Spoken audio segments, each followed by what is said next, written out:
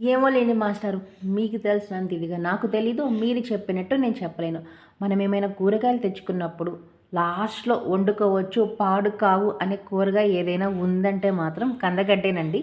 నేను ఆల్రెడీ తీసుకున్న కందగడ్డ కూడా సగమేను. అంటే మేమున్నది ఇద్దరము. మా వైఫ్ అండ్ హస్బెండ్‌కి ఎంత కావాలండి. మా బాబుకి ఇవన్నీ నేనైతే పెట్టను. పులుసులు అవైతే ప్రెజెంట్ ఇంకా ఇంట్రడ్యూస్ చేయలేదు. ఎప్పుడో ఏదో మేము తినేటప్పుడు కొద్దిగా పెడతాం కానీ తనకైతే పెట్టను. మెయిన్ మనం కందగడ్డ కోసేటప్పుడు అరిచేతికి కాకుండా పైన ఎక్కడ తగిలినా మంట అయితే పుడుతుంది, దురద పుడుతుందండి. కొద్దిగా చూసుకొని కట్ చేయండి. అంటే మళ్ళీ మంట పుడితే మనం ఇంకే వర్క్ చేయలేము. మన పని మనం తప్పితే మనకి ఎవరు హెల్ప్ చేసే వాళ్ళు ఉండరు కదా. కాబట్టి కొద్దిగా చిన్నగా చూసుకొని అయితే కట్ చేయండి.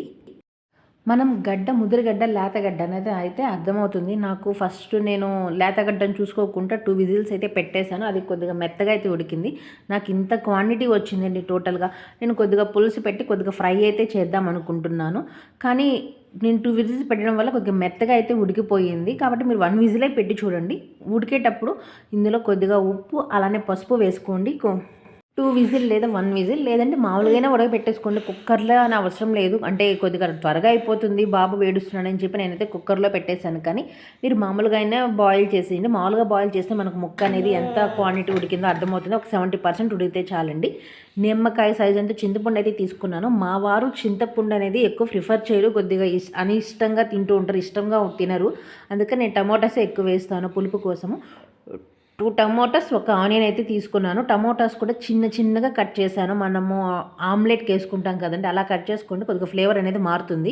నేను టమోటాస్ కూడా చిన్న చిన్నగా కట్ చేసుకున్నాను. ఇంకా పోపుకైతే బాండలు పెట్టేశాను. నేను ఆల్మోస్ట్ రాగి పాత్రలే వాడతాను. పోపులోకి తెలిసిందే కదండీ! జీలకర్ర, ఆవాలు, కొద్దిగా వేరుశనగ పప్పు, కొద్దిగా శనగపప్పు, మినపప్పు అయితే వేశాను. తర్వాత ఆనియన్స్ అయితే బాగా ఫ్రై చేసేసాను. ఆనియన్స్ ఫ్రై అవుతున్నప్పుడు మనం 4 రెమ్మలు వెల్లుల్లి కానీ దంచి కచ్చాపచ్చి దంచి వేస్తే కొద్దిగా ఫ్లేవర్ అనేది మారుతుంది.